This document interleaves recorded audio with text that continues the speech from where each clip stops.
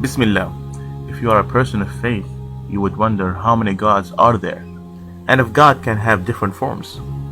Different religions have different number of gods. For instance, in Hinduism, you have many gods, and it could be up to 330 million gods. In Christianity, you have 3 gods equal to 1. In Buddhism, there is no God.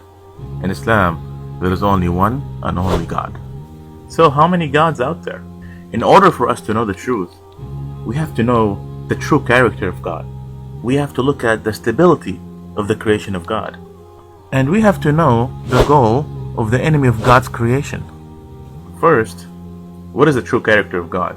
If you look at any English dictionary, it would tell you the definition of God is the perfect being, the all-powerful, the all-seeing, the all-wise. Now imagine this scenario where you have 2 gods, God number 1 and God number 2. Can God number 1 keep a secret from God number 2? If God number 1 cannot keep a secret from God number 2, then he is not a powerful God. And if God number 2 cannot know the secret of God number 1, then he is not an all-knowing God. So, can there be more than one perfect God? Didn't Allah subhanahu wa ta'ala say in the Quran, قُلْ هُوَ اللَّهُ أَحَدٌ, say Allah is one? Didn't Jesus, peace be upon him, say it in the Bible when he was asked about the greatest commandment, O Israel, the Lord is our God, the Lord is one? Didn't God said according to the Bible, in the first commandment, thou shalt not have any other God before me? Therefore, God is only one. Secondly, when we look at the creation of God, we can easily recognize the stability of God's creation. The universe is stable because it's governed by a set of laws. The laws of gravity, the laws of rotational motion, and the laws of biology. لو كان فيهما آلهة إلا الله لفسدتا. If there was more than one God, there will be total destruction, no stability. And you think there is more than one God?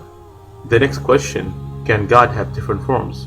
Can God be a human and a spirit and God at the same time? To answer that, how can you be limited and unlimited in the same time? How can you be all-knowing and have limited knowledge in the same time? How can you be finite and infinite in the same time?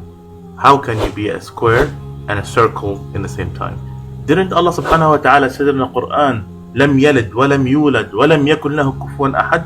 He neither begets nor begotten, and nothing is like him. Didn't God said according to the Bible, God is not a man that he should lie, nor son of man that he should repent? Didn't God said according to the Bible that I am the Lord, I do not change? Therefore, God is indeed only one. Finally, what is the goal of the enemy of the creation of God? The best of God's creations are humans, and the number one enemy for humans is Satan. The best thing that Satan could have us humans do is to worship things other than God. This is an invitation for us not to worship Muhammad, nor Jesus, nor Moses, peace be upon all of them. But this is an invitation to worship Allah subhanahu wa ta'ala, the creator of all. قل يا أهل الكتاب تعالوا إلى كلمة سواء بيننا وبينكم ألا نعبد إلا الله ولا نشرك به شيئا ولا يتخذ بعضنا بعضا أربابا من دون الله فإن تولوا فقولوا اشهدوا بأننا مسلمون.